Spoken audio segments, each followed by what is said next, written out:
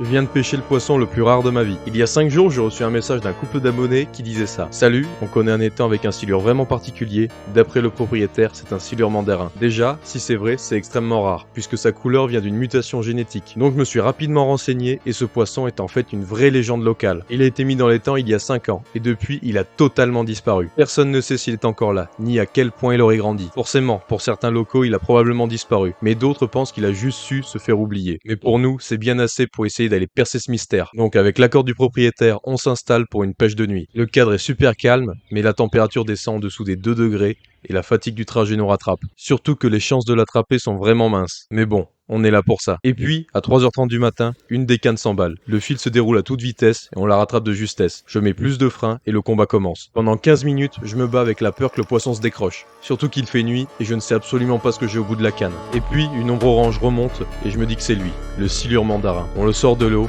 et franchement, on était choqués. 1m40 de pur muscle et d'élégance. Sûrement le plus gros mandarin que je verrai de toute ma vie. Et après avoir décroché l'hameçon, on le relâche en espérant qu'il continue de grandir.